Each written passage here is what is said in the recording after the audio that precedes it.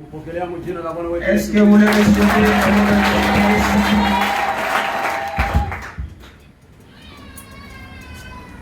Tunalamukia kanisa ya Mungu na furaha yote asubuhi ya leo mjina na Bwana na Mwokozi wetu Yesu Kristo. Nous saluons le Dieu du Dieu vivant avec joie au nom de Jésus-Christ. Est-ce que Mungu na furaha? Est-ce que vous êtes dans la joie? Mungu ambariki sana. Que Dieu vous bénisse richement. Vous m'avez pris 7 minutes. Mnanichukua dakika 7. Parce que nous sommes déjà 17 minutes. Inakuya 10h07 minutes. Que le Seigneur bénisse richement. Bwana Mungu awabariki sana. Chanter c'est bien. Kuimba ni kitu kizuri. Danser c'est bien. Kucheza ni kitu mzuri. Mais écouter la parole de Dieu c'est mieux. Lakini kusikia neno la Mungu iko mzuri zaidi. Il est écrit, imeandikwa, la foi vient de ce qu'on attend. Imani iko natoka mkusikia. Et ce qu'on attend vient de la parole de Christ. Na kusikia kunatokea kwa neno la Kristo.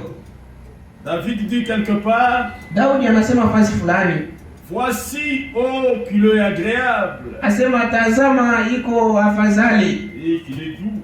Na iko mzuri. Pour les frères de demeurer ensemble. Kwa wandugu wapate kukaa fasi moja. C'est comme l'huile. Iko sawa sawa na mafuta. L'huile précieuse. Mafuta ya damani. Répandue sur la tête.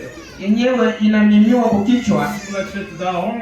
Kichwa cha Haruni. Et descend sur la barbe. Na inateremka mpaka kundevu. Il descend sur le bord de ses vêtements. Inakuwa na shuka kwa upindo wa mavazi yake. C'est comme la rosée de l'Hermon. Iko sawa vile umande wa mlima Hermon. Il descend sur le montagne de Sion. Inashukia kwa mlima wa Sioni. La Bible dit. Biblia inasema, car c'est là que l'Éternel envoie la bénédiction. Jo pale kwenyewe milele kunatuma baraka. Et il donne la vie pour l'éternité. Na analeta uzima wa milele.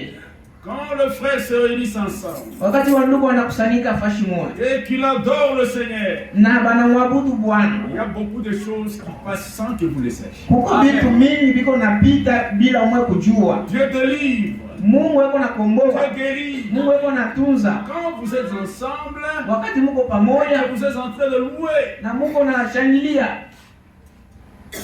Je sais que j'ai 1h15 minutes. Najua kwamba niko na saa moja na dakika 15. Chose qui m'a vraiment touché. Lakini kitu moja niligusa sana. Parce qu'aujourd'hui je vois il y a beaucoup de gens à l'église. Sababu leo mimi naona kama kuko watu bengi sana kwa kanisa. Peut-être ils étaient occupés dans le travail. Saa zingine walikuwa wamesha kuzidiwa na kazi mingi. Mais je vais faire l'effort de prendre même 15 minutes. Tajipatia nguvu ya kubeba hata dakika 15. Juu nipate kurudilia kidogo mkongo ili tupate kuenda mawazo pamoja. Je vais sauter beaucoup de choses. Nitaruka vitu mingi sana. Je remercie les anciens. Nawapigia asante wazee. Merci l'église. Napigia kanisa asante pour votre hospitalité. Juu ya kunipokelea kweli. Tout ce que vous avez fait de moi. Kwa vyote mliweza kunifanyishia. C'est que ce n'est pas pour moi que vous faisiez cela. Najua kwamba haiko mimi ndio mlikuwa nafanishia vile. Faisiez cela pour Dieu. Mlikuwa nafanishia ni Mungu. Car il est écrit. Kwa maana inaandikwa. Un verre d'eau que vous donnerez à l'un de mes petits. Hata tu kopo moja maji mnapatia mmoja wa watoto wangu. Ni mie ndio mnapatia. Bwana Mungu awabariki sana. Au courant de la semaine, katikati ya juma, le premier jour de la prédication, siku ya kwanza ya mahubiri, le sujet que nous avons vu ici, c'était le zèle de ta maison me dévore. Ilikuwaka iko nasema kwamba bidii ya nyumba yako iko na niharibu. Jésus-Christ allait au temple. Yesu Kristo alikuwa anaenda kwa hekalu comme d'habitude. Sawa kawaida. C'était pour adorer. Ilikuwa kujua kwenda kuabudu. C'était pour prier. Ilikuwa kujua kwenda kuomba. Pour entrer en communion avec le ciel. Alikuwa anaenda kushiriki pamoja na mbingu. Mais lorsqu'il arriva au temple ce jour-là, sasa ile siku wakati alifika kwa hekalu, il y avait quelque chose qui a déchiré son cœur. Alikutanisha vitu fulani vile vilipasua moyo wake. À l'église de Dieu vivant, kanisa la Mungu aliye hai, là où on vient pour adorer, kwenye banakuyaka jua kuabudu Mungu. Lorsqu'il arriva dans l'église, wakati Yesu alifika mule mwekalu, il trouva une désordre jamais vu. Akakuta fuyo yenyewe ya kupita. Là, les gens vendaient le pigeon, Batu balikuwa na ujisha banjiwa, de bœuf, balikuwa na ujisha bangombe, et de brebis. balikuwa na ujisha Il y bakondolo. avait même des tables pour les changeurs de monnaie. Kulikuwa bakambiste pale jua kwanza kubadilisha makuta. Jésus-Christ ne pouvait pas supporter. Yesu Kristo hakuweza kuvumilia ile mambo. Qu'est-ce qu'il a fait? Alifanyaka nini? Lui qui est le Dieu d'amour, Yeye mwenye kwa Mungu wa mapendo, il a fait un fouet avec des cordes. akatengeneza fimbo moya na makamba, Il commençait à chasser les gens au temple. akaanza kufukuza batu Il kuhekalu dit, ôtez cela d'ici. na kubambia mutoshe ni vitu Ne hapa, faites pas la maison de mon père musigeuze nyumba ya baba yangu une maison de trafic. ikakuwe nyumba ya buchuluzi. C'est la maison de son père. Ni nyumba ya baba yake Là où on vient pour adorer. mwenyewe unakuja kuabudu, Là où on doit entrer avec crainte. njo mwenyewe tunapasha kuingia na boka, C'est déplorable. lakini ni ya Ce kushangaisha que nous voyons aujourd'hui, yenye tuko naona il n'y leo. a pas la crainte. Hakuna tena boka Dans la maison de Dieu, munyumba ya Mungu, c'est un endroit où on doit trouver, où il y a la compassion, ni fwashi napasha kwa huruma, l'amour, mapendo, l'unité. umoja. Mais aujourd'hui, Lakini leo dans la maison de Dieu, munyumba ya Mungu nous voyons la jalousie, tuko naona kwanza wivu, la haine, tuko naona chuki, l'indifférence. tuko naona kukosa kushituka. Dans la maison de Dieu, Munyumba ya Mungu nous qui professons être les enfants de Dieu, shiye penye kujiita kuwa watoto ya Mungu, parmi nous, katikati il y yetu a de traîtrisme, kuko unafiki masula mbili, le mensonge. kuko bongo, C'est déplorable. ni vitu vya Il kushanga. y a même des gens qui s'étendent de pierre, Kuko na batu beko nategeana miteko, des critiques mashimango parmi nous. katikati yetu, Et quand Dieu voit ça, na wakati Mungu alikuwa anaona son ile, esprit est brisé. roho yake iko navunjika, Il prend toujours le fouet iko nabewa mpaka fimbo qui est sa parole yenye kuwa neno yake pour écarter l'impureté dans l'église. ni juu ya kutosha nje uchafu ndani ya Nous kanisa. avons vu beaucoup de choses. Tuliona vitu mingi sana Parmi nous, katikati yetu. à qui peut-on donner confiance? Ni nani mtu mwenye tunaweza kumtumainia? Ceux qui se disent frères, Bale beko banajita bandugu, ce qu'ils font aujourd'hui, yenye beko banafanya leo ça fait très mal. biko nauma sana.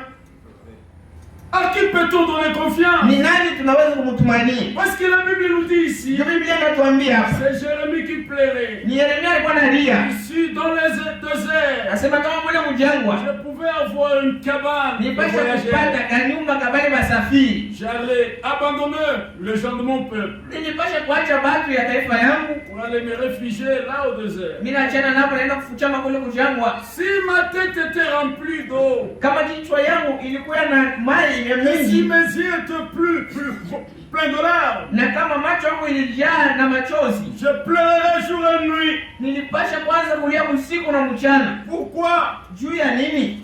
Pour la mort, à cause de la mort des filles de mon peuple. Ni juu ya lufu ya binti ya taifa yangu. Il dit qu'ils sont tous des adultères, Anasema bote ni basharati, un troupe de perfides. ni kundi ya watu wenye kugeuka. Attends, je vais dire ça. Nitasoma Je ile, vais veiller à la montre. niko naangalishisha saa. Parce que vous allez dire peut-être que le frère est en train de parler des choses qui viennent de sa tête. Sengine mtasema ndugu yuko natupatia vitu vyenye kutoka kwa akili yake. Dans Jérémie chapitre 9, Ni Yeremia sura 9. c'est là que nous avons lu. Ndio mwenye tulisoma. Verset 1er. Mstari yake ya kwanza. Oh, si ma tête était remplie d'eau, Kama jicho yangu ilijala na mai, si mes yeux étaient une source de larmes, kama macho yangu ilikuwa ni chemchemu ya machozi, je pleurerais jour et nuit nilipasha kwanza kulia usiku na mchana le mort de la fille de mon peuple. juu ya ile marufu ya watoto ya binti yangu. Oh, si j'avais au désert une cabane de voyageurs, Kama kule mchana nilikuwa na kanyumba ya basafiri, j'abandonnerais mon peuple, nilipasha kuachana na taifa yangu, je m'en éloignerais, nilipasha kwenda mbali nao, car ce sont tous des adultères, kwa maana wote ni basharati, une troupe de perfides. ni kundi ya watu wenye kuvurugika, Ils ont la langue tendue comme un arc, beko na ulimi iko sawa vile mshale, ils lancent le mensonge. beko na tupa bongo. Ce n'est pas par la vérité qu'ils sont puissants dans le pays. Hapana nguvu mkusema ukweli ndani ya nchi. Car ils vont de méchanceté à méchanceté. Kile wako nafanya ni kuzidisha mpaka kubaya yule kubaya mwingine. Ils ne connaissent pas Dieu l'Éternel. Hapa nitambui tena vile milele anasema. Que chacun se tienne en garde contre son ami. Kila mtu ajebe hangi akalamuke na rafiki yake. Et qu'on ne se fie à aucun de ses frères. Na ushitilia hata ndugu moja confiance. Car tout frère cherche à tromper. Kwa maana hapa kila ndugu yuko anatafuta ni kulanda. Tout ami répand la calomnie. Kila rafiki kila unatangaza ni mpaka kusingiziana. L'esprit de Dieu descend dans l'église. Wakati roho ya Mungu inashuka mkanisa. Et voit que parmi nous il n'y a pas de la sincérité. Anaona sema katikati yetu hakuna kunyoroka kwa moyo. Tout frère cherche à mentir. Kila ndugu kijana anatafuta ni kulanda. Et leur langue répand le calomnie. Na kino yako kuna leta mpaka kusingiziana mambo ya bongo. Attention pourquoi. Sasa jua nini tuko nacheza? Dans cette condition-là, est-ce que nous sommes certains que nous pouvons aller au ciel? Ils se jouent les uns et les autres. Ils ne disent pas la vérité. Ils exercent leur langue à mentir. Ils s'étudient à se faire du mal. Le mensonge. Dans la bouche de ceux qui professent être des croyants. Ce n'est pas bien. S'il y a quelqu'un qu'on peut faire confiance, mais c'est à celui qui dit qu'il est chrétien. Un ami, on partage de tout et de rien. Mais on se rend compte aujourd'hui qu'il n'y a pas des amis aujourd'hui. Ils font des détours. Oui. C'est terrible aujourd'hui. Le mensonge dans l'église. L'ivrognerie dans l'église. L'adultère dans l'église. Le mensonge dans l'église. Non. Quand Dieu voit ces choses-là, son cœur est brisé. Revenez à la parole. Frère Franck disait quelque chose ici. Il dit ceci. Ce bien là le problème. Si c'est un ennemi quelconque qui peut te tendre le piège, si c'est un ennemi qui m'insulte, je le supporterai parce que c'est sa vie. Mais toi, mon frère, nous partageons la même coupe. Nous partageons le même pain. Le même pain. C'est toi qui parles mal de moi. C'est toi qui s'étudie à me faire du mal. C'est toi qui me critiques. Toi et moi, nous allons à l'église. Et nous écoutons la parole de Dieu. C'est seulement toi qui est devenu comme mon ennemi. Et ça fait très mal. Pour ceux qui étaient ici au cours de la semaine, je pense que vous avez vraiment profité. Madame disait, montre-moi une église. Une église d'où?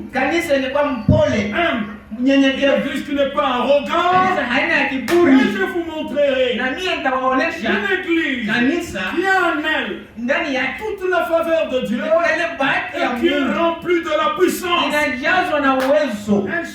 Un seul péché détruit beaucoup de bien. Quand tu as cette vie dans l'église, tu empêches Dieu d'agir. Revenez dans sa parole. Répentez-vous. Jésus vient bientôt. C'est ce que nous avons vu au cours de la semaine. L'État est tellement jaloux. Le vendredi, c'est le sujet qui est au tableau.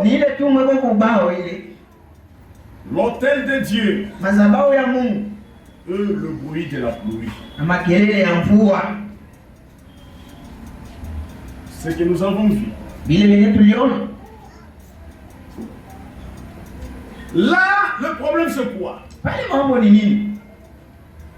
Akab, le roi en Israël, qui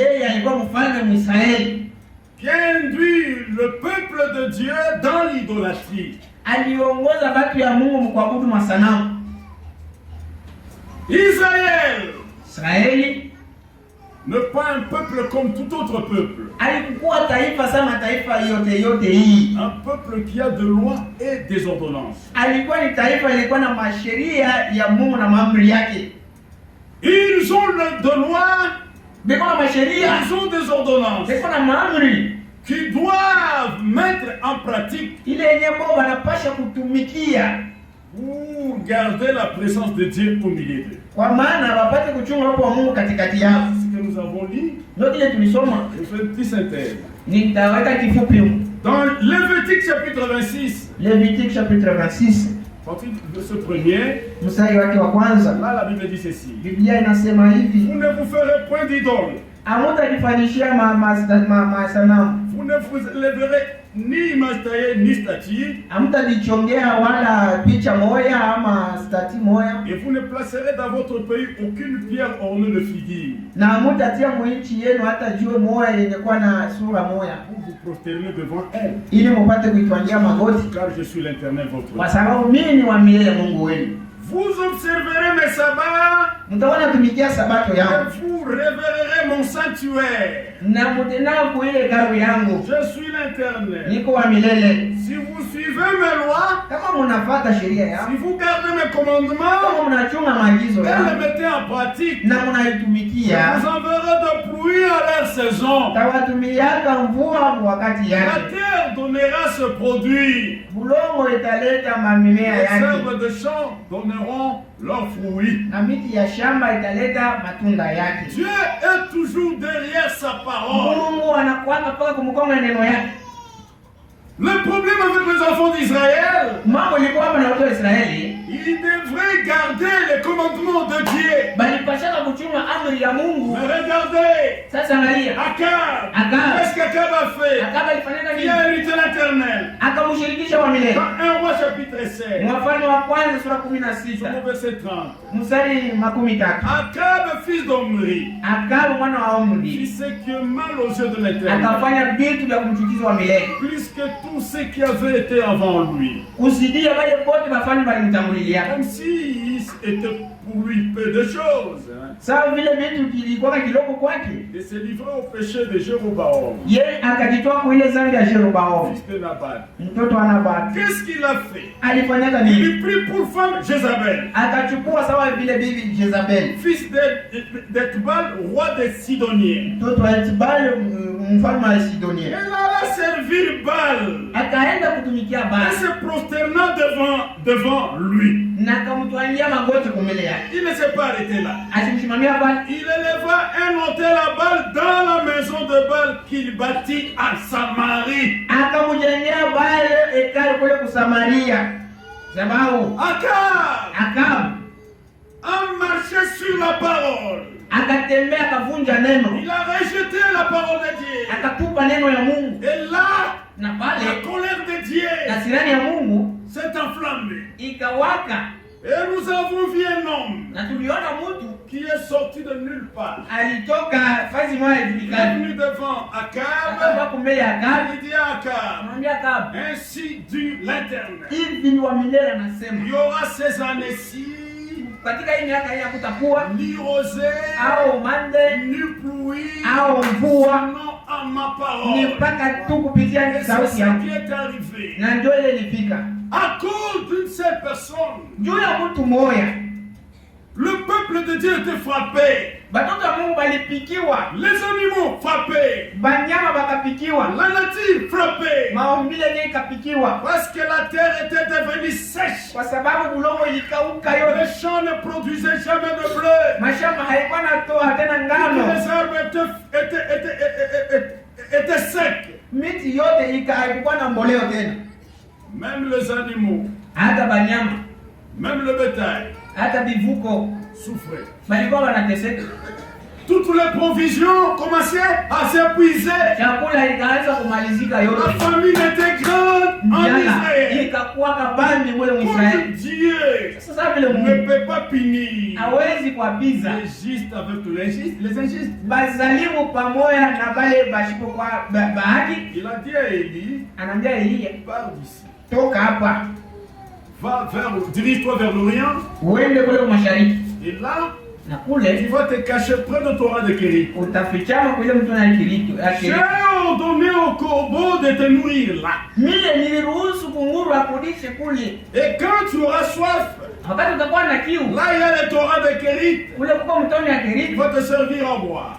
Utakuwa na kunywa kama. Pendant que le monde mourait, wakati dunia ilikuwa nakufa, pendant que les gens souffraient, wakati watu walikuwa wanateseka, mais Dieu a gardé Élie. Lakini Mungu akamchunga Elia. Élie était là. Elia alikuwa pale. Le matin, asubuhi, le corbeau apportait le pain et de la viande. Alikuwa anamletea mboga na mkate. Le soir, lakini il apportait du pain et de la viande. Alikuwa anamletea mkate na nyama. Et il buvait au Torah de Kérit. Na alikuwa anakunywa mai ya Kérit. Mais frère Branham dit, le corbeau c'est un oiseau hypocrite. C'est comme un prédicateur frontalier. Quand on dit que les tonnerres sont révélés, il est là. Quand on dit les tonnerres ne sont pas révélés, il est là. Il n'a pas de position. Dès qu'il prêche, il ne sait même pas ce qu'il prêche. C'est un corbeau. Mais Dieu, dans ce temps-là, il a permis que son Élie puisse recevoir la nourriture dans le main du corbeau. Je vais rendre ça un peu clair. Par l'action du Saint-Esprit, une église peut commencer quelque part. Ça ne fait pas dire que c'est toi qui as commencé, c'est toi qui as toute autorité là. Parce qu'au début, frère, nous avons vu beaucoup de prédicateurs. Les autres, nous avons le don de prophétie, le don de miracle. On était vraiment brouillés. C'était difficile. Mais à un moment donné, tout ce que nous voyons là s'est arrêté. Les gens qui montaient ici, on les considérait que ce sont vraiment des enseignants. Aujourd'hui, ils ont fait naufrage. Aujourd'hui, ceux qui nous envoyaient ici, avec le don, le miracle, où sont-ils passés? Ça ne sera pas pour toujours. Ça sera pour un temps. Parce qu'à un moment donné, le corbeau n'apportait pas la nourriture. Le Torah était sec. Maintenant l'Élie ne pouvait pas rester là. Élie devait continuer son voyage. Oui, c'est ça. Élie est en train de voyager. C'est Dieu qui conduit, c'est Dieu qui dirige. Et aujourd'hui, nous ne sommes pas autant de corbeaux. Les temps de corbeaux sont déjà révolus. Oui, nous devons faire beaucoup d'attention avant que nous écoutons. Pourquoi? Parce que nous attendons la pluie. Et Dieu a dit à Élie, pas d'ici, va s'arrêter. Là, j'ai ordonné à une femme de te nourrir. Élie est parti. Eli akaenda. Selon la parole de l'Éternel. Kufuatana na wamele vile mwambie. Juste à l'entrée de la ville. Pakuingia tu pakingilio cha ile mji. Une femme allait chercher du bois. Mwanamke mmoja alikuwa anaenda kutafuta mkuni. Parce qu'elle attendait aussi la mort. Ule mwanamke naye alikuwa anachunga kufa. C'est là qu'elle avait croisé avec Élie. Ndio pale nikutanishana na Eli. Elle dit, femme, je te prie. Yeye anamwambia mwanamke nakusi. Apporte-moi un peu d'eau. Nilete kwanza maji. Et la femme est partie. Mwanamke Elle a akaenda apporté de l'eau. anamletea Il maji. dit maintenant va, je t'en prie. Sasa hapo uende na kusi. Prépare-moi un petit gâteau. Unitengenezee Et mkate. apporte cela dans ta main Mkate kidogo niletee pour hiyo que je mange. nami nipate kula. Et la femme dit, Mwanamke anasema, l'Éternel est vivant. wa milele iko mzima. Je n'ai rien de cuit chez moi. Mie sina na kitu kimwani nilisha kupika kwangu. Dans le pot, Mule mungumba yangu il me reste qu'un poignet de farine. muko kabunga kidogo tu. Et dans la criche, Na mu un kishi yangu peu d'huile seulement. mnawatia tu mafuta kidogo tu. Et je vais préparer aujourd'hui. Na ni leo ndio nitapika. Nous allons manger moi et mon fils. Tutakula mimi na mtoto Et yangu. après quoi nous allons atteindre la mort. Na kisha yake tutakuwa na chunga C'est ça nusu. que Élie lui avait dit. Ndio kwenye yeye alimwambia. Ainsi tue l'Éternel. Hivyo milele anasema L'huile qui est dans la criche mafuta ile kwa mtungi ya ne s'épuisera jamais. haitakamalizikaka Et tena. la farine qui est dans le pot Na ile mbunga huko ne mkitunga terminera jamais. hakutaisha tena. Jusqu'à quand? Mpaka siku Jusqu'à ce que l'Éternel mpaka ile wakati wa milele enverra la pluie atatuma mvua sur la terre. hapa pa bulongo. Mais néanmoins, Lakini faites d'abord ce que je t'ai dit. wewe timiza mbele bila nakwambia. L'obéissance Utiifu et la foi. na imani. Et cette femme-là Na wewe mwanamke n'a pas raisonné avec la parole. asikuwaze kunena na Mungu. Une femme pleine de foi Mwanamke amekujana na imani. dit que c'était au moment de sa prière. Hata kama ilikuwa wakati wa Mais majaribu. cette femme-là Wewe mwanamke qui avait l'hospitalité. alikuwa na kupokelelea. Nous avons beaucoup de choses. Asimisema vitu mingi Et c'est sana. ce qu'il a fait. Ndio ile Et alifanya. dans cette maison-là, Na mwile nyumba il y avait du pain, mlikuwa il y mkate, avait de l'huile mlikuwa mafuta en abondance. ya mingi. Est-ce que l'histoire ne se répète pas? Eti amona sema ile mambo ndio mpaka ile iko napita Cette na leo. femme-là Ule mwanamke a yule réussi Élie le prophète. alimpokea Elia Et dans nabii. cette maison-là, Na mwile la nyumba nourriture était en abondance. chakula ilikuwa mingi. Au moment où, Wakati à ile l'extérieur, ule les gens mouraient de watu faim. walikuwa wako nakufa Mais njala. dans cette maison-là, Lakini mwile nyumba il y ile avait l'huile, kulikuwa il y mafuta, avait aussi le pain. kulikuwa na chakula. L'huile, hein, c'est Mafuta le Saint-Esprit. ni Roho Mtakatifu. Le pain, Mkate c'est la parole. ni neno la Mungu. Et Dieu gardait son peuple. Na Mungu alikuwa anachunga watu C'est yake. ce qui se passe encore aujourd'hui. Ile ndio pekee niko nafanyika leo. Je vais courir avec la montre. Niko nafuata C'est ce que nous sasa. avons vu. Ndio kile tuliona. Et nous avons des enseignants de la justice. Na tuko na balimu bao waki. Il me reste 45 minutes. Tunabajira dakika Le 45. Saint-Esprit lui-même vous aidera. Roho Mtakatifu yeye pekee atawaongoza. Mettons-nous debout. Tusimame Lisons la parole tusome neno la Mungu. dans Joël. Kitabu ya Yoeli. Dans Joël chapitre 1er aujourd'hui. Yoeli sura moja siku ya leo. Lisons à partir du verset 16. Yoeli sura moja mstari 16. Je vais ajuster la montre pour que je ne puisse pas déborder. Nitareglese yangu nishende nishipitishe sana. Nous lisons au nom du Seigneur. Tuko nasoma mjina ya Bwana. Joël chapitre 1er, Yoeli sura ya kwanza verset 16, mstari 16 verset 18. mpaka mstari 18. La nourriture ne-t-elle pas enlevée sur nos yeux? Eti chakula haikubebewe mu macho yetu? La joie et l'allégresse n'ont-elles pas disparu à la maison de notre Dieu? Eti furaha na shangwe haikupotea mu nyumba ya Mungu wetu? Les semences ont séché sous nos mottes. Mamimea yetu yote ilisha kukauka mu bulongo. Les greniers sont vides. Makahala yetu iko vide, haina Les kitu. magasins sont en ruine. Na mamagazin yote inaribika. Pourquoi? Jua nini? Car il n'y a point de blé. Kwa maana ngano haina hapo tena. Comme les bêtes gémissent, Sababu vile wanyama wako na ugua. les troupeaux de bœufs sont consternés. Na vivuko vyote vya mang'ombe viko na ugua.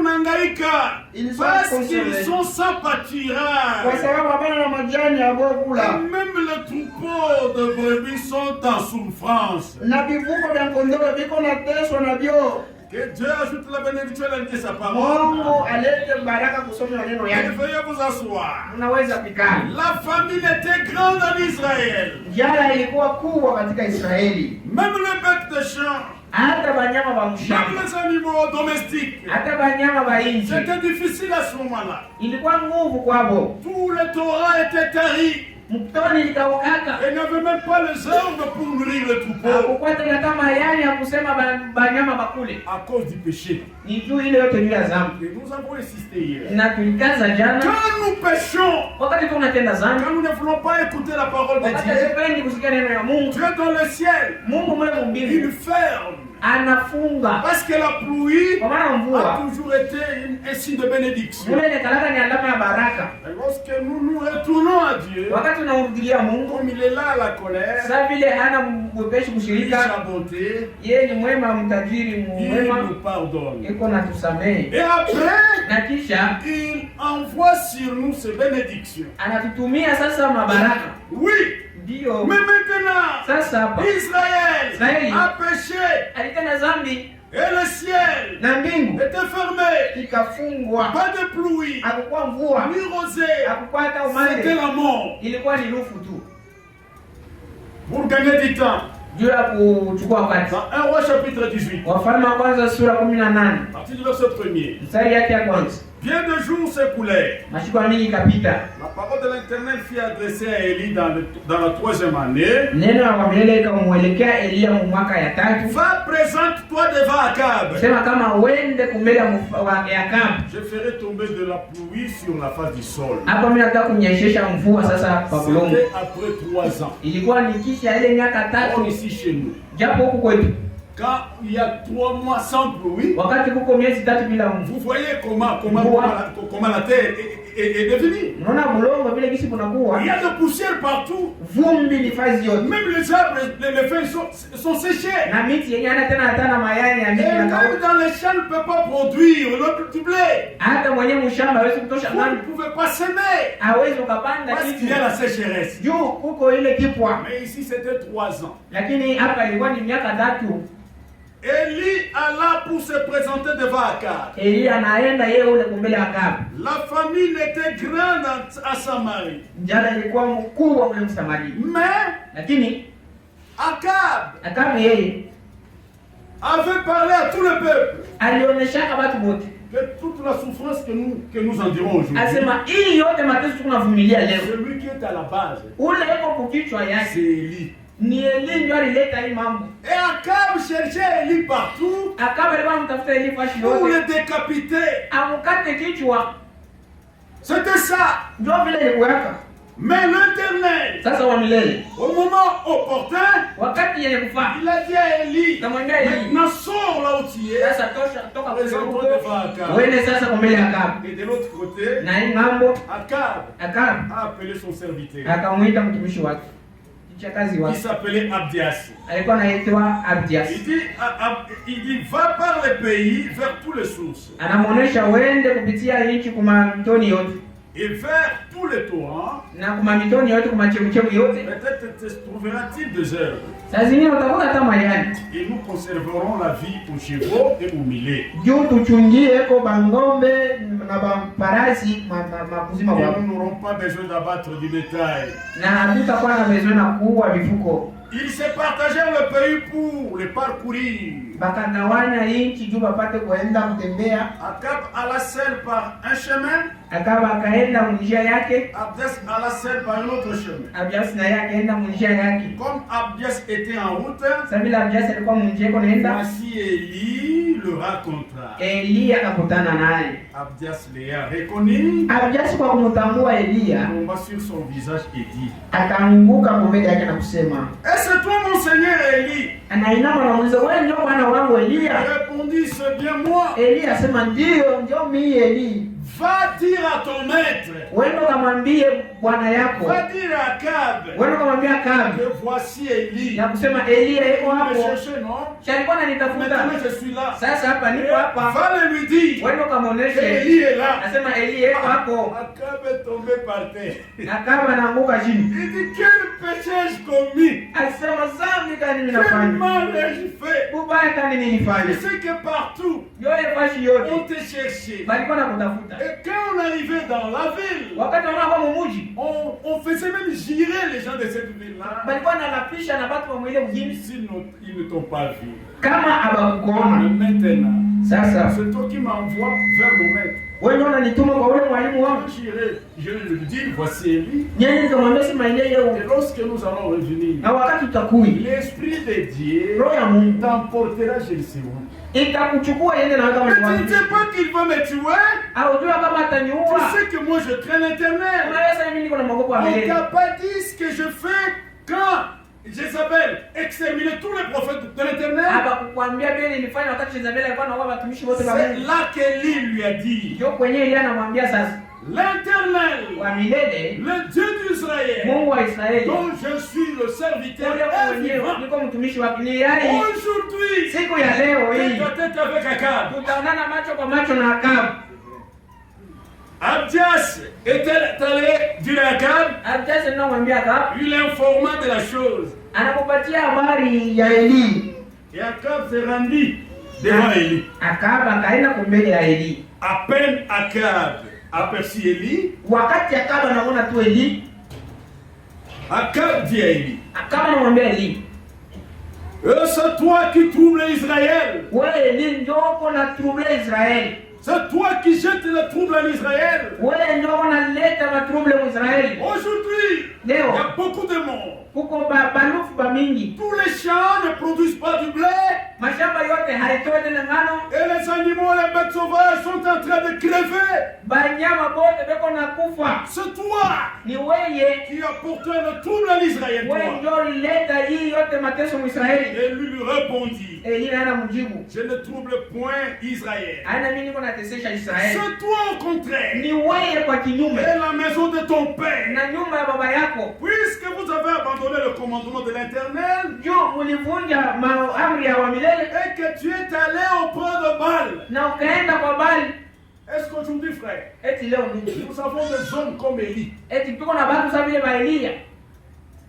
qui appellent péché, péché. Bali unaita dhambi kwa jina yake. Aujourd'hui, nous avons de bandes de flatteurs. Leo tuko na kundi ya watu ba kufurahishana. Or, la Bible dit, Lakini Biblia inasema celui qui flatte son prochain, ule kuna landa ndugu il yake, tend un filet à ses pas. eko na kuwekea ni makila kule kumikulu yake. Les enseignants de la justice, Bahubiri ba ukweli, ba waki. les hommes que Dieu a appelés, Batu bale Mungu aliita. ils resteront fidèles à la parole de Dieu. Batabakia baaminifu Ils kule ne na feront Mungu. jamais de compromis. Abatafanya masikilizano. C'est toi qui Wewe es le trouble en ndio Israël. unaleta fuyo Mais Mwisraeli. je vais te donner une proposition. Sasa nataka kukuambia mambo moja hivi. On ne devait pas rester comme ça. Hatutabakia mpaka hivi hapana. Tous les peuples aujourd'hui Watu wote leo ne savent point dans quel chemin marcher. hawajue tena kutambua kwa kuenda ni wapi. Mais nous devons aller maintenant à la confrontation. Inapasha sasa tuende tupimane. Il dit ceci. Anasema hivi. Faites maintenant rassembler tout Israël Sasa kusanyisha Israeli yote mshima auprès de moi. kumbele yangu. Auprès de moi qui? Kumbele yangu mie ni nani? Moi, Élie. Mie Eli. Est-ce que vous êtes là? Eti watu wako pale. La première des choses, Kitu cha kwanza le rassemblement. ni kukusanyika mbele. Aujourd'hui, Leo nous sommes au temps de rassemblement. kama wakati ya kukutanika. Frère Franck, Ndugu Frank, juste avant de rentrer à la maison, mbele tu ya yeye kufa, Il insistait beaucoup à cette écriture. Alikuwa anatia mkazo sana yule wa hii andiko. Écoutez ce que la Bible dit. Msikie kile vyenye Biblia inasema. Nous sommes dans Joël. Kitabu cha Yoeli. Joël chapitre 2. Yoeli sura 2 verset 16. mstari 16. Ensemblez le peuple. Kusanisha watu. Élie a dit. Elia alisema tout Israël. Israeli yote sont assemblés auprès de moi. Ikusanishwe mbele yangu. Ensemble le peuple, mkusanishe watu, former une sainte réunion. Mufanye kundi takatifu. Église, vous êtes présents. Ça fait très mal aujourd'hui, frère. Lorsque Dieu est en train de parler, Dieu est en train de préparer l'épouse, vous voyez l'église vide. Les gens restent à la maison, ils n'ont rien à faire. Rassemblez le peuple près de moi. Écoutez ce que l'homme de Dieu dit ici. Cela a une grande importance. Quand on est en communion les uns avec les autres et avec le Seigneur, c'est un renforcement improbable. Je ne sais pas ce que font les gens qui restent à la maison. Tu n'as pas du travail que tu fais. Tu ne t'en as même pas au champ. Mais tu restes bien chez toi à la maison. Mais c'est terrible. Je ne sais pas ce que font les gens qui restent à la maison. Soit ils se trompent eux-mêmes, soit ils trompent les autres. Je ne sais vraiment pas. La nécessité des services divins, c'est tout simplement là. Et on ne peut pas passer à côté. Chaque jour, Dieu vient avec quelque chose de spécial. Parce que nous sommes en route, en pleine préparation. Mais quand l'Esprit de Dieu descend ici, tu restes à la maison. C'est pénible. Il a dit, rassemble le peuple. Former une sainte réunion. Ensembler les veillards. Ensembler les enfants. Même les nourrissons à la mamelle. Que l'époux sorte de sa demeure. Que l'époux sorte de sa demeure. Que l'épouse de sa chambre. Oui, mes frères. À l'âge que nous vivons aujourd'hui, c'est un temps de famine. Et nous devons être toujours là où la nourriture est distribuée. Mais oui, c'est la vérité. Pendant que les gens mangent ici, tu restes à la maison. Amos chapitre 8. Je suis au verset 11. Voici le jour vient. Le Seigneur éternel. J'enverrai la famine dans le pays. Non pas la disette du pain, la soif d'eau, mais la faim et la soif d'attendre les paroles de l'Éternel. Est-ce que vous êtes présents? Ils seront alors errants d'une mer à l'autre. Les gens sont vraiment errants. Regardez dans des églises, frère. Jésus est là. Jésus est là. Asawapi. La Bible là où sera le corps, c'est là que s'assembleront les aigles. Il n'est pas partout. Il est quelque part. Il est en train de prendre soin des lits. Oui, c'est la vérité. Ils seront alors errants d'une mer à l'autre. Du septentrion à l'orient. Ils iront ça et là pour chercher la parole de l'Éternel. C'est la vérité. En ce jour-là, le belle jeune fille et les jeunes hommes mourront de soif. Pendant que le monde à l'extérieur meurt. Mais ici, nous avons du pain. Nous avons de l'huile. Regardez même la santé que nous avons. Mais oui, quelqu'un qui mange bien, frère. Vous allez voir son corps. Spirituellement, nous sommes en bonne santé. Oui, frère. Comme je parlais à un frère. Frère. Mais ma voisine, on a dit ta pasteur. Ils ont raison, frère. Parce que ce que toi tu as, ils n'en ont pas. Toi tu es en train de manger chaque jour. Oui. À cet âge, c'est un an de rassemblement. Je vais courir avec la monde. Élie dit, rassemble le peuple auprès de moi, Élie. Et allons à la montagne de Carmel.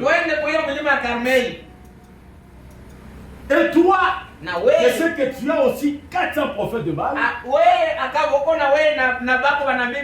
450 prophètes d'Astraté. Au total, 850 prophètes. Toi, Akab, 850 prophètes. Et tout le peuple d'Israël. Alors montons sur la montagne. Nous allons faire une confrontation là-bas. Et nous allons voir qui a un vrai Dieu. Alors Akab dit, oh, cette idée est bonne. Il est allé, il a appelé le peuple. Tous les prophètes de Baal. Ils sont montés à la montagne. Pendant qu'ils allaient, le peuple regardait Élie avec un œil vraiment qui n'était pas bon. Ce n'est que le méchant, c'est Élie. Lorsqu'ils arrivent à la montagne, alors Élie s'approcha de tout le peuple. C'est au verset 21. Le roi chapitre 18. Alors Élie s'approchait de tout le peuple et dit, jusqu'à quand clocherez-vous des deux côtés? Église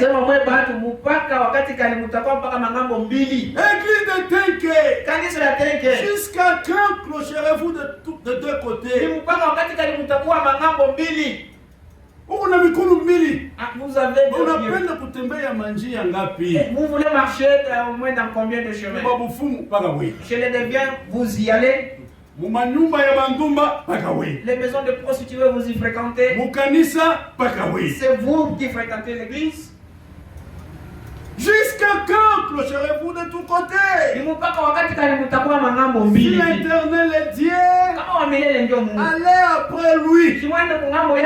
Si c'est Baal, allez après lui. La Bible dit ici, le peuple ne lui répondit de rien. Ils étaient en train de graisser les dents. Qu'est-ce que cet homme veut dire? La vôtre affamée. Quand tu nous dis ces choses, et pourtant c'est toi qui nous as attiré le malheur. Le peuple ne répondit rien. Alors Élie change la prédication. Il dit ceci. Élie dit au peuple, je suis resté seul, le prophète de l'Éternel. Et il y a 440 prophètes de Baal. 450 prophètes de Baal et de l'Astraté là. Que l'on nous donne 2 taureaux et qu'ils choisissent pour eux l'un des taureaux, qu'ils le coupent par morceaux et qu'ils passent sur le bois sans y mettre le feu.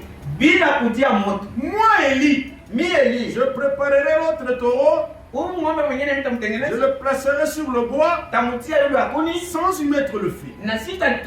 Puis invoquons le nom de votre Dieu. Et moi, Élie, invoquer le nom de l'Éternel.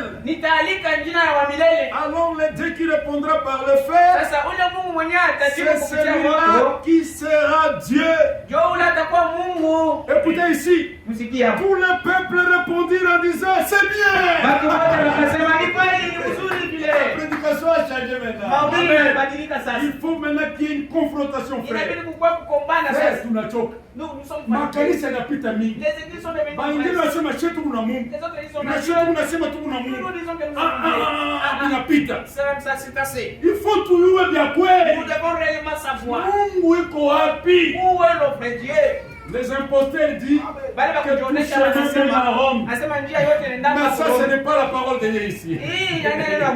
Si Dieu est ici, si Dieu parle ici, si Dieu travaille ici, c'est-à-dire là à l'extérieur, c'est l'obscurité. Mais oui, il faut aller à la montagne.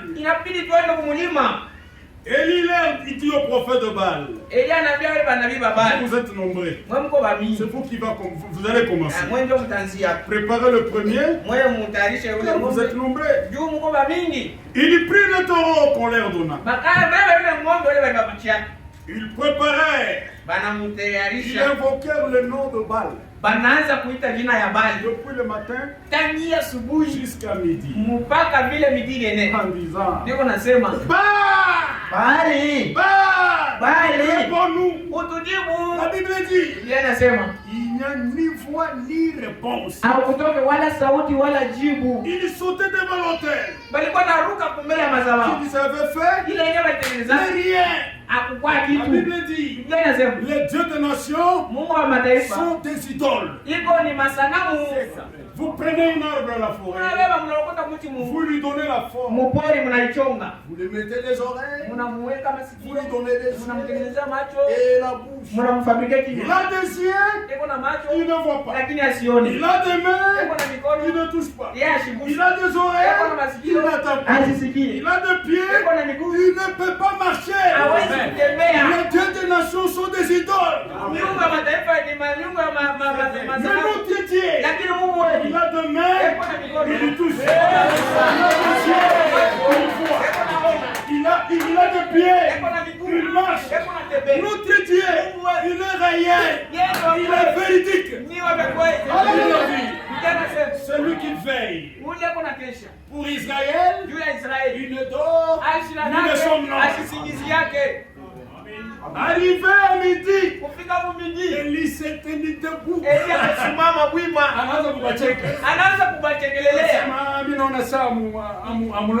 C'est mon cas, je pense que vous ne priez pas bien. Criez fort. Veuillez crier fort. Peut-être votre Dieu s'endort, il va se réveiller. Élie était certain de son Dieu. Oui. Ni voix, ni bruit, ni signe. Ils ont fait même des incisions. Les sangs commençaient à couler.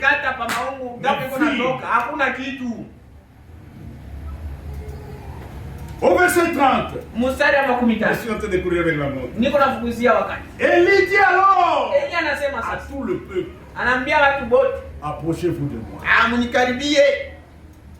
Tout le peuple, quand ils ont remarqué là-bas que leur Dieu n'a pas répondu avec le feu, ils étaient obligés de retourner et d'aller à côté d'Élie.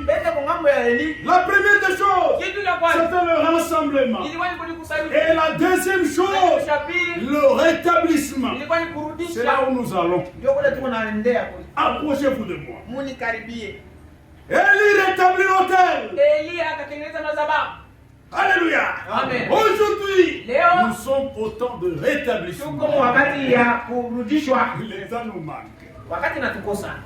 Les disciples ont posé la question à Jésus. Dans Matthieu chapitre 17, mais pourquoi les scribes nous disent qu'Élie doit venir? Juu ya nini baandishi wanatuambia sema Elia anapasha kuya? Mais Jésus leur a répondu. Yesu akawajibu. Oui, c'est dans Matthieu chapitre 17. Mathayo sura 17. Nous sommes au verset 10. Mstari ya 10. Les disciples lui firent cette question. Wanafunzi wakamuuliza hivi. Pourquoi les scribes disent qu'Élie doit venir premièrement?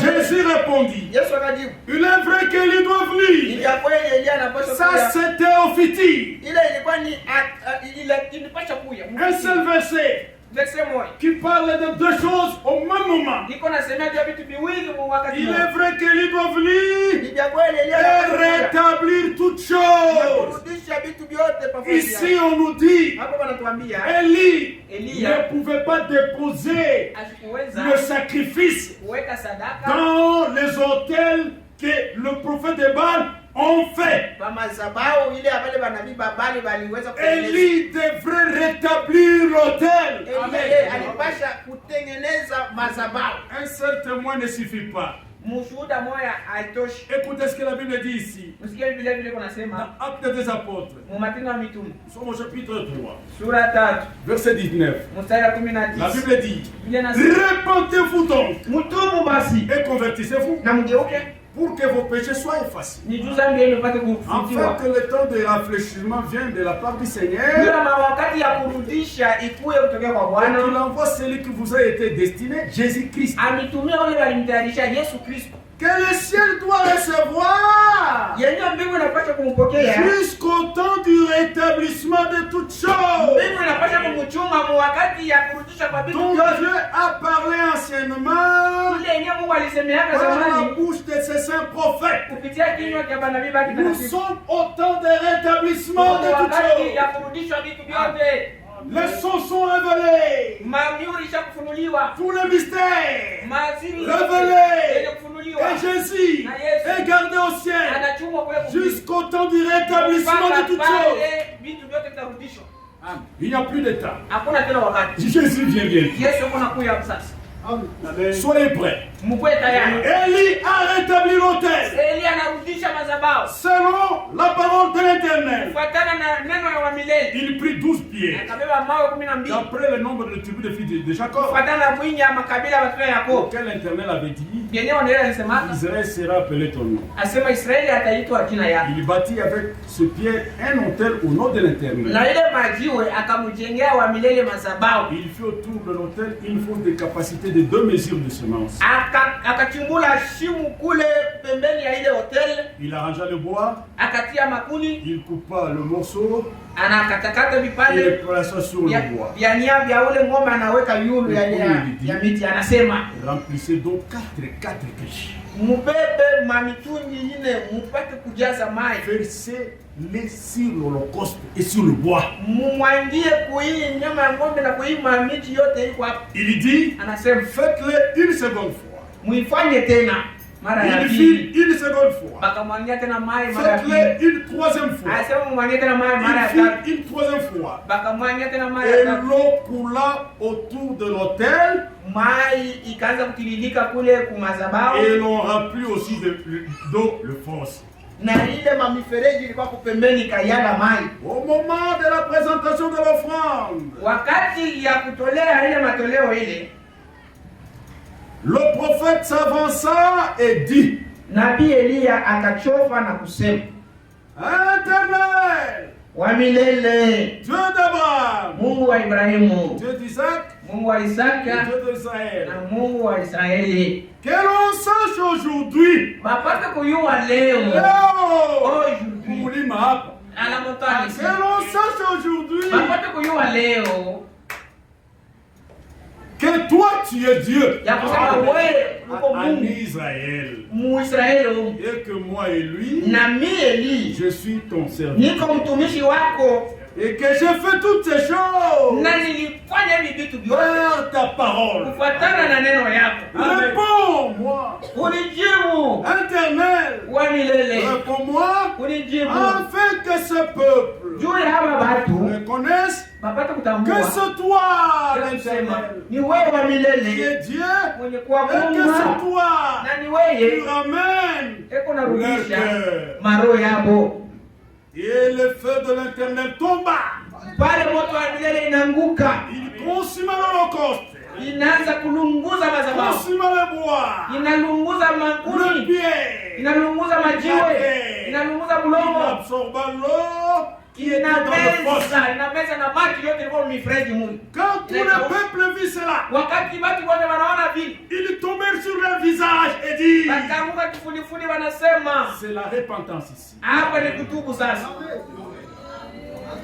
Il dit, Wanasema c'est l'Éternel qui a Dieu.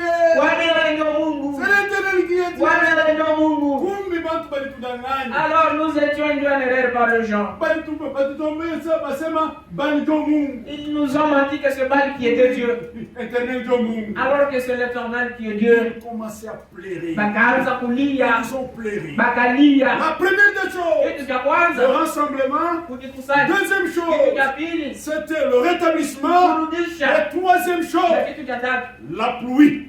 mvua. Qu'est-ce qui s'est passé ici? Ni nini ilipita? Élie, Eli il dit, anasema, maintenant vous voyez le plan. sasa mnaona Ils vous ont menti. bali wadanganya nini? Ils nous ont tourné leur cœur, vos cœurs. Bali baba mioyo yenu banaigeuza. Votre foi, Imani yenu vous avez placé dans des choses de futilité. muliweka mu vitu vya bure bure. Est-ce que vous allez le laisser partir ici? Esi mutamwacha aende hapa, Saisissez-les! mubabambe ama watu 850 prophètes. bale mia Il makumi ne nane, faut pas qu'ils sortent d'ici. mia mnane basitoke hapa. La Bible dit. Biblia inasema Mais ça, c'est la réalité, non? hii ni mambo ya kweli. On les a saisis tous. Kila mtu anakamata On a mtu, commencé à les couper la tête. anaanza kubakata vichwa. Mes frères et sœurs, Bandugu na wadada, ici, hapa soyez à vos gardes. mukule mukebange, Peu importe un homme qui viendra ici, hata kama ni nani atakuya, même s'il parle un bon hata français, kama anasema Kifaransa quand tu mzuri, viens introduire quelque chose ici, kama anakuwa kuingiza kitu il n'est moja pas la parole de Dieu. aina neno ya Mungu, Saisissez-les! mumukamate. Frère Franck dit, Ndugu Frank anasema quand quelque chose wakati kitu fulani qui n'est pas la parole Kenya kina neno la Mungu est dit à l'église, kinasemewa kwa kanisa, est fait à l'église, kinasifanyishwa kwa qu'est-ce que kanisa, cela fait? Iko nafanya Cela nini? apporte de murmure. iko naleta kusemakanya kwa pembeni. Wakati kunakuwa kusemasema kwa Arrêtez un pembeni, moment. mshimame mbele, Prenez la parole, mubebe neno, réfutez cela, et mwikitoshe commencez à marcher. na mwanzi kuendelea kumbele, Saisissez-les, mumubambe, coupez la tête. mumukati kichwa. Je vous ai dit le premier jour Niwaambia siku ya kwanza que nous sommes en train d'attendre la pluie. na kusema tuko nachunga mvula, Et cette pluie-là, na ile mvula ile c'est une grande onction. ni mafuta Cette mkubwa, onction que nous attendons là, pako ile tuko c'est nachunga pour bientôt. ni hapa sasa. Les gens du dehors, Watu wa nje ils viendront vous demander, Atakuwa mais nous n'avons pas cette théorie. hatuna tena na ile mafuta, Donnez-le-nous. utupachieko. Qu'est-ce que nous allons leur dire? Kitu tunawaambia leo, Allez chez ceux qui avancent. kwanza kwa wale wanairudisha, Oui, ndio c'est pour bientôt. ni hapa sasa. Frère Franck qui dit ceci. Ndugu Frank unasema hivi, Il en est de même à notre temps. iko sawa vile pamoja na wakati yetu. Je me réjouirais si toutes ces choses pouvaient à nouveau se suicider de manière si belle. Nilipasha kufurahi sana kama hivi vitu vyote vilipita mwina mzuri hivi. Après que l'autel de Dieu a été rétabli, Wakati madhabahu ya Mungu ilirudishwa, les 12 pierres seront les 12 tribus d'Israël. mawe 12 kufuatana na makabila 12 ya Israeli, D'après l'enseignement des 12 apôtres, kufuatana na mafundisho ya mitume 12, rétabli de la bonne manière. inarudishwa namna yenye kwa Je mzuri. ne sais pas si l'église comprend. Sio kama kanisa kunasikia La première prédication mahubiri ya kwanza qui avait été prêchée le jour de Pentecôte, ilihubiriwa siku ya ça Pentecoste, sera notre dernière prédication. itakuwa mahubiri yetu ya mwisho. C'est-à-dire Ni kusema la même parole, ile neno mwa Mungu, même doctrine. ile mafundisho mwa Mungu, Si et là-bas, kama wako ils sont baptisés balibatiza au nom du Seigneur Jésus-Christ. jina ya Bwana Yesu Kristo. Aujourd'hui encore, Si nous leo nous baptisons au nom du Seigneur Jésus-Christ. jina ya Yesu Kristo, Même parole, neno moja, même baptême, ubatizo même moja esprit. na roho moja. Nous sommes dans le bon. Amen.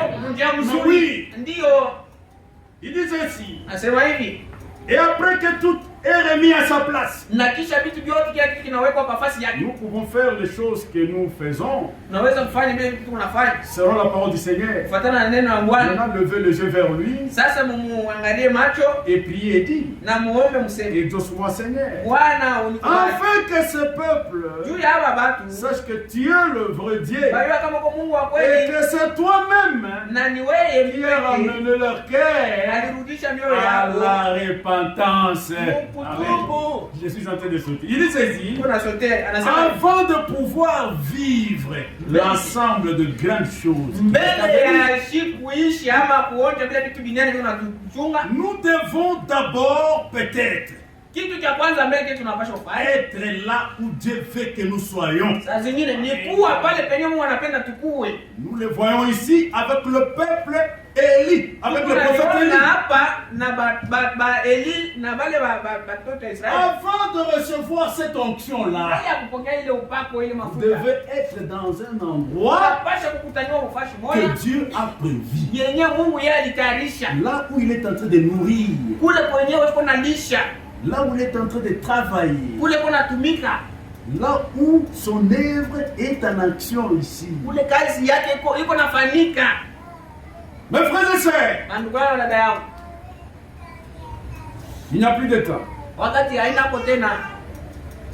Le Seigneur vient bientôt.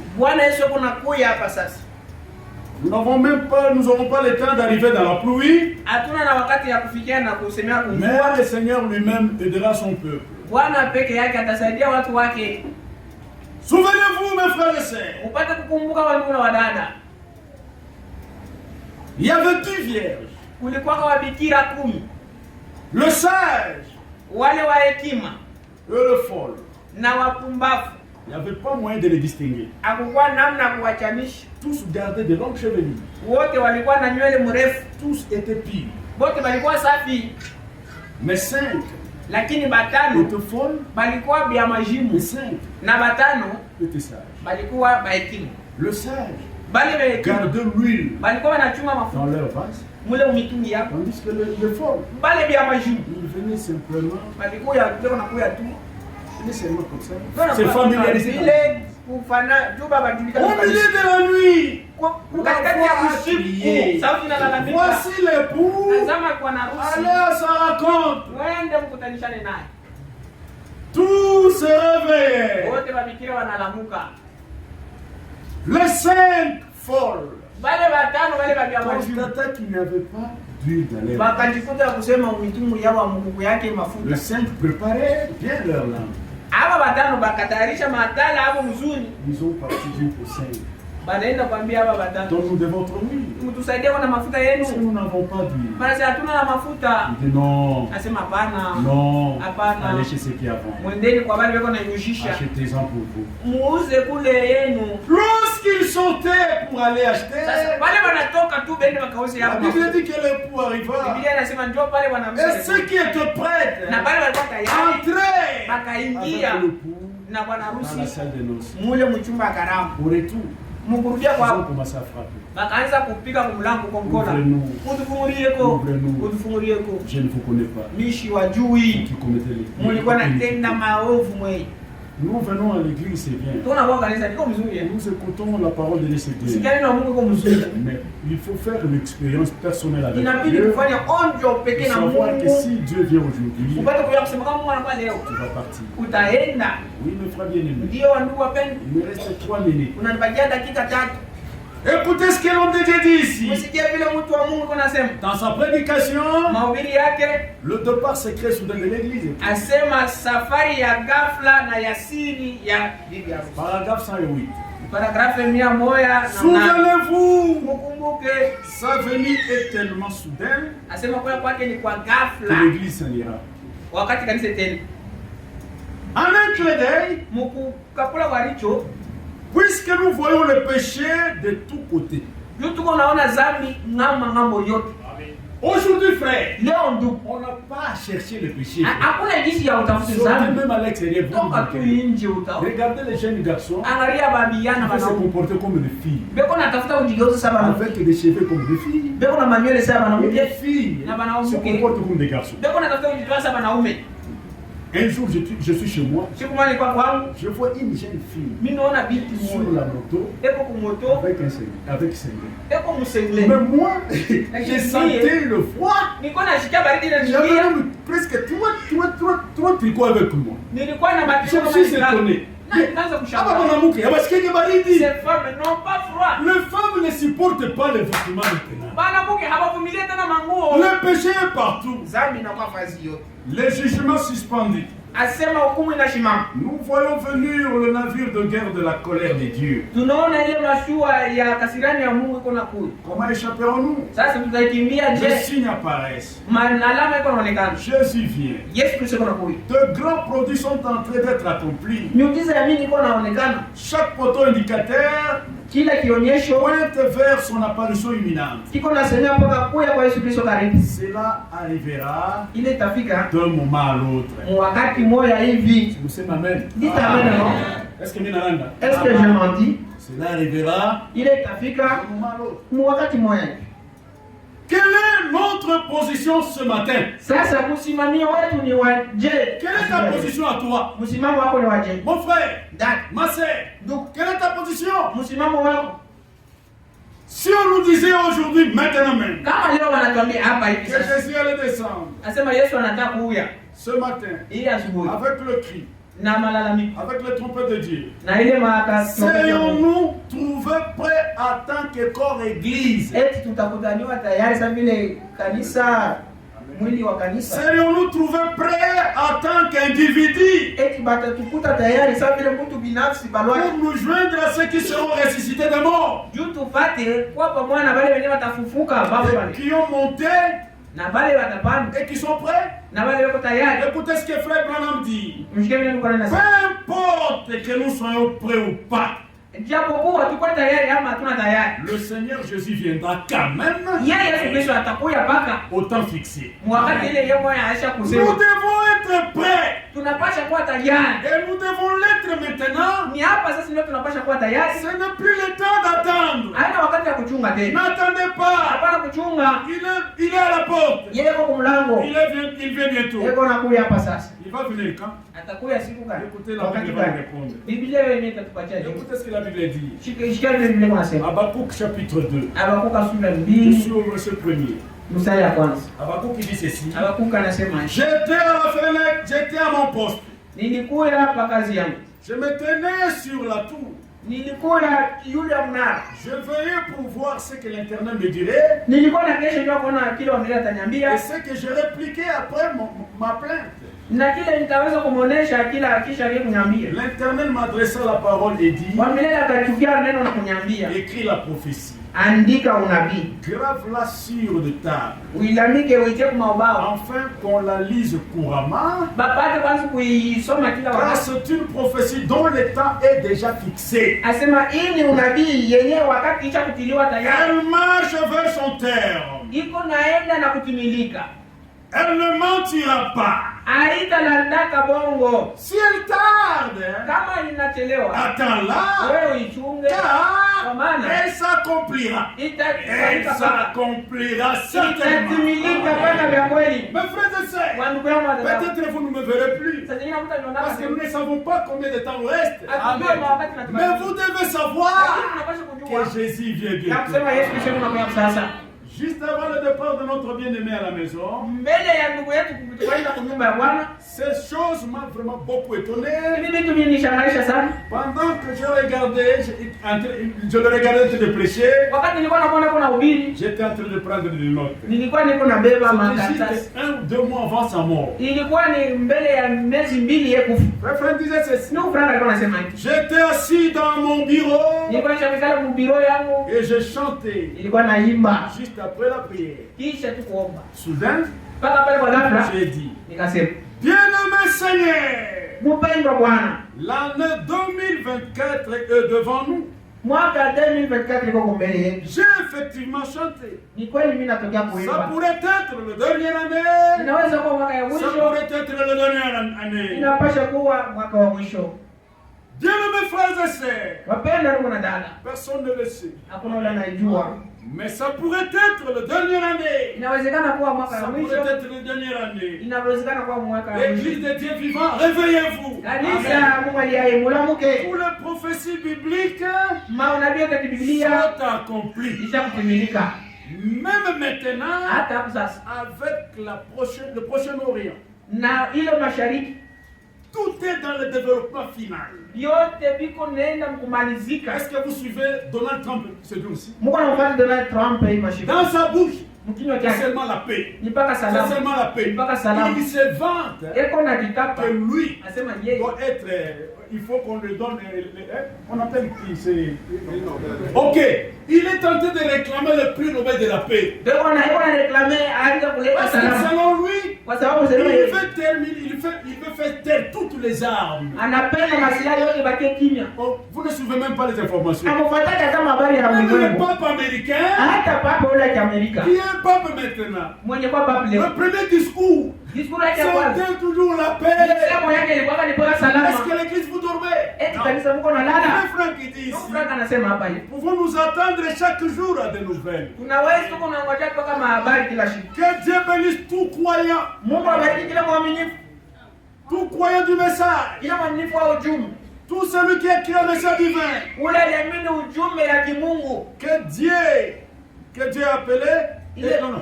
Il dit que Dieu bénisse tout celui qui croyait le message divin. Et qui croit que Dieu a appelé et a envoyé Frère Branham.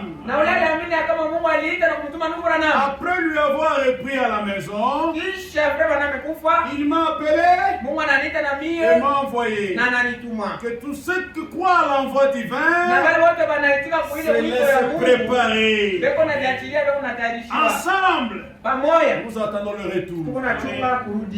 C'est mon dernier verset. Et je ferme ma Bible. La Bible dit ici, dans 1 Thessaloniciens, chapitre 5. Il dit ceci. Pour ce qui est du temps et de moment, vous n'avez pas besoin, frère, qu'on vous en écrive.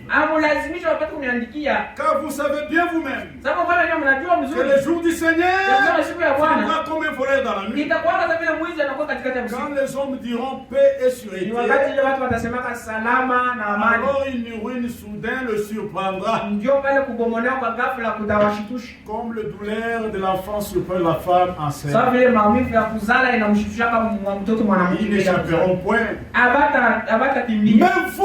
Même vous qui êtes ici, vous qui m'écoutez, vous frères, vous n'êtes pas dans les ténèbres. Pour que ce jour vous surprenne comme un voleur. Vous êtes tous des enfants de lumière et les enfants du jour.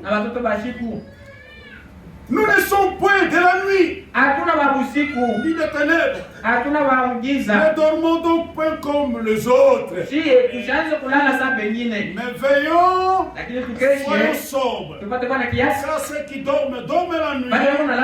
Et ceux qui s'enivrent la nuit. Mais nous qui sommes du jour, soyons sobres. Et avez revêtu la cuirasse de la foi et de la charité, et a pour casque l'espérance du salut. Car Dieu ne nous a pas prédestinés à la colère, mais à l'acquisition du salut par notre Seigneur et Sauveur Jésus-Christ. La terre est vieille. Oui, Jésus vient bientôt. Pendezi ya dunia siatamani tena Bwana.